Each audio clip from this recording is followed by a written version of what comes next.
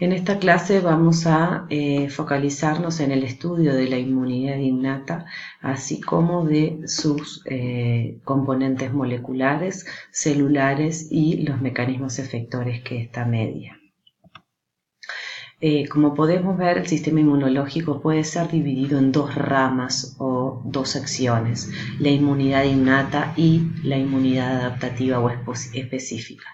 Este tipo de división es meramente artificial, ya que naturalmente el sistema inmunológico funciona como un único sistema de forma coordinada, donde ambos ramas de la inmunidad funcionan coordinadamente.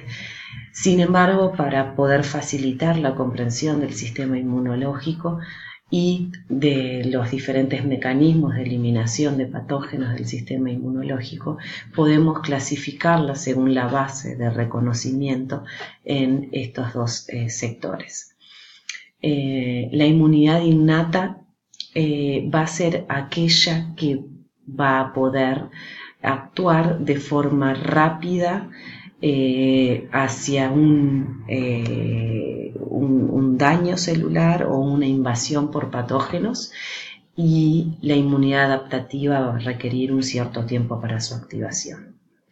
Sin embargo, ambos tipos de inmunidades tienen algunas propiedades en común, como por ejemplo, tanto la inmunidad innata como la inmunidad adaptativa tienen que reconocen patógenos, así también como daño tisular.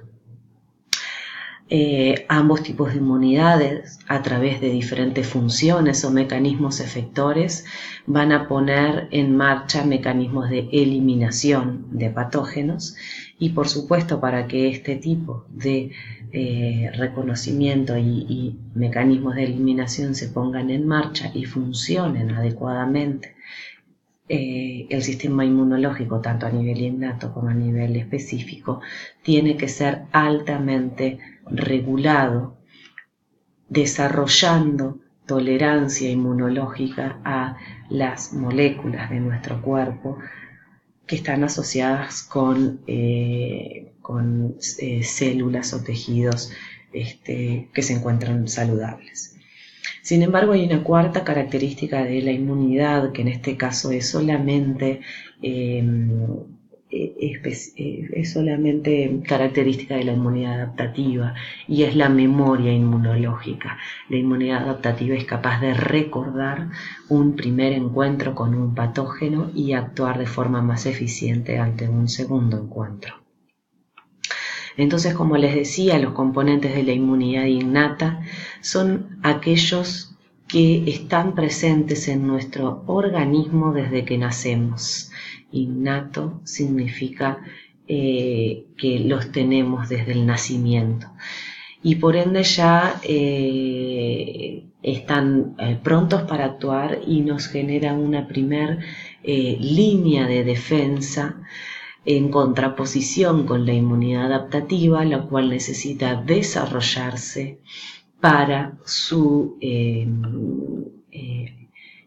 funcionamiento de forma adecuada. Por ello es que la inmunidad innata es capaz de actuar inmediatamente luego de reconocer a un patógeno.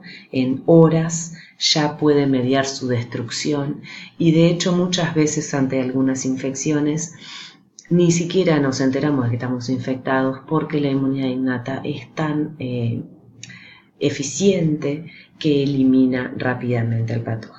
En algunos casos esta inmunidad innata no es capaz de eliminar el patógeno, y por eso tiene que recurrir a la activación de la inmunidad adaptativa, la cual va a necesitar alrededor de una semana o 10 días para activarse. De esta manera la inmunidad innata dirige a la inmunidad adaptativa, y además la inmunidad adaptativa es capaz también de interactuar con la inmunidad innata para mejorar o potenciar los mecanismos efectores de la inmunidad innata. Ambos tipos de inmunidades son esenciales para desarrollar un correcto funcionamiento del sistema inmunológico. En este caso podemos observar cómo la eliminación de microorganismos se encuentra mediada tanto por la inmunidad innata como por la adaptativa. En la línea amarilla vemos cómo una persona con un sistema inmunológico funcional es capaz de eliminar a los microorganismos luego de una primera fase de reconocimiento. Los microorganismos se replican hasta que su replicación es contenida y luego eliminada, ¿sí? Aquí se pusieron en marcha diferentes mecanismos que permitieron el reconocimiento, la contención y la posterior eliminación del microorganismo. Sin embargo, ¿qué es lo que sucede cuando un organismo no tiene inmunidad adaptativa? Bueno, hay también un reconocimiento, un intento de contención del microorganismo, pero no se ponen en marcha determinados mecanismos adaptativos y el microorganismo sigue creciendo y no puede ser eliminado.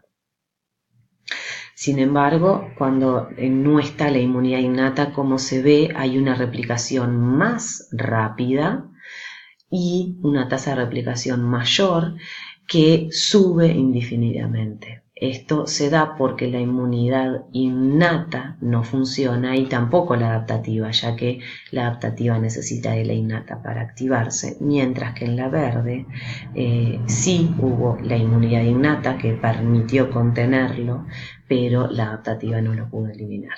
Por lo tanto, las dos inmunidades son esenciales para un correcto funcionamiento del sistema inmunológico. Entonces, focalizándonos un poco más en los componentes de la inmunidad innata. Tenemos diferentes tipos de componentes. Vamos a empezar tratando de describir la importancia de las barreras epiteliales, fisiológicas y microbiológicas, los epitelios, tanto a nivel de la piel, los epitelios y las mucosas son esenciales para retardar o impedir la invasión por patógenos. Sobre todo si consideramos que el 95% de los patógenos invaden nuestro organismo a través de la piel y de las mucosas. ¿Sí? Los epitelios funcionan como una barrera mecánica que retarda la entrada de microorganismos, previene la invasión y además permite también atrapar los microorganismos y expulsarlos.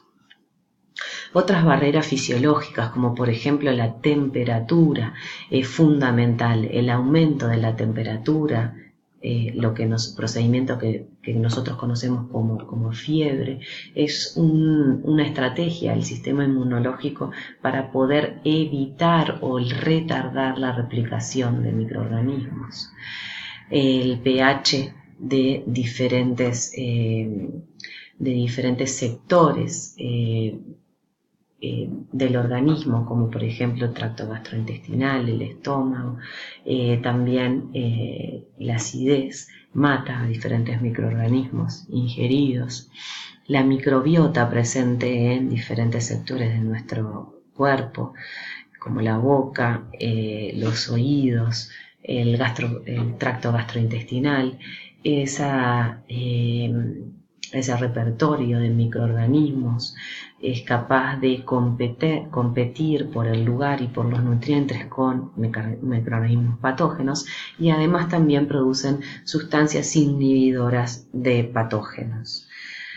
Otros componentes antimicrobianos también producidos por células de nuestro cuerpo, células epiteliales y células de la inmunidad innata, como las defensinas, catelicidinas, lisocimas. Y por último tenemos a las quimoquinas y a las citoquinas, que son moléculas producidas por leucocitos capaces de comunicar mensajes, ¿sí?, a través de diferentes componentes, ya sea tanto de la inmunidad innata como de la inmunidad adaptativa, y las quimoquinas, moléculas que participan en la migración leucocitaria. Que con respecto a los componentes celulares, como ven aquí en esta diapositiva, hay una gran variedad de células, cada una de las cuales media diferentes mecanismos efectores. Los fagocitos profesionales están centralmente compuestos por los neutrófilos y los macrófagos, que ambos dos con una altísima capacidad fagocítica. Los neutrófilos en particular intervienen en la primer fase de la inflamación, en la fase temprana, son los primeros en reclutarse en el sitio de infección y a través de la liberación de sustancias quimiotácticas y citotóxicas van a favorecer el proceso inflamatorio. Y además, como dijimos, son protagonistas principales de la fagocitosis. Por otro lado, tenemos los macrófagos, cuya participación es un poco más tarde y persistente en el proceso inflamatorio. También libera sustancias citotóxicas y mediadores proinflamatorios. Son de las células con mayor capacidad fagocítica y además su gran capacidad de activar el estallido respiratorio le permite tener una altísima capacidad de eliminación de patógenos. Este macrófago que se encuentra aquí marcado en violeta, a través de la emisión de sus pseudópodos va a poder interaccionar con bacterias que se encuentran marcadas en verdes y de esta forma adherir a los pseudópodos, a la bacteria, internalizarla, se forma entonces el fagosoma, esta vesícula se denomina fagosoma, la cual luego es posteriormente fusionada por el lisosoma, dando lugar al fagolisosoma, donde por diferentes moléculas el patógeno es eliminado y posteriormente liberado al medio extracelular. ¿Cuáles son las moléculas que van a poder favorecer la eliminación del patógeno dentro del fagolisosoma? De diferentes tipos, enzimas proteolíticas que se activan con pH ácido. El fagolisosoma se caracteriza por un pH ácido, cuyo pH también es contraproducente para los microorganismos, y las enzimas proteolíticas van a proteolizar, a hidrolizar diferentes componentes del patógeno. Lisocina, lactoferrina, defensinas también dañan a las membranas de los patógenos, y por último también tenemos a los agentes oxidantes que son producidos gracias a la activación de las cadenas respiratorias del estallido respiratorio, gracias al sistema NADPH oxidasa que produce peróxido de hidrógeno, ion superóxido y hipoclorito, y gracias a la óxido nítrico sintasa inducible o INOS, que va a producir peroxinitrito, entre otras especies reactivas del nitrógeno. Por otro lado tenemos a los granulocitos. Los granulocitos, como les dice su nombre, se caracterizan por ser células que presentan gránulos en su citoplasma. Estos granulocitos contienen un núcleo polilobulado y se caracterizan por liberar sustancias vasoactivas y quimiotácticas que favorecen el proceso inflamatorio. En particular, tanto los eosinófilos como los mastocitos tienen un rol importante en la defensa contra parásitos extracelulares, en particular en mínticos, y también participan en alergias. Tenemos otro grupo celular muy importante y cuya identificación ha sido muy reciente, lo de los últimos años, que se conocen como linfocitos innatos. Estos tienen que ser bien distinguidos de los linfocitos clásicos T y B que forman parte del sistema inmunoadaptativo. Se localizan principalmente en mucosas y tejidos, y como se muestra en esta diapositiva hay diferentes tipos. Tenemos a un primer tipo, los ILC de tipo 1, las células linfoides innatas, los ILC de tipo 2 y los ILC de tipo 3. Los ILC de tipo 1, como se ven, están subdivididos en dos tipos, ¿sí? Tenemos un primer tipo que se conoce como células natural killer o asesinas naturales, que tienen la capacidad de reconocer e eliminar células infectadas o tumorales y además participan en la activación de macrófagos. Luego el resto de los linfocitos, los ILC1 propiamente dichos, los 2 y los 3, no son citotóxicos y todos ellos liberan mediadores que van a activar diferentes vías de la inmunidad innata.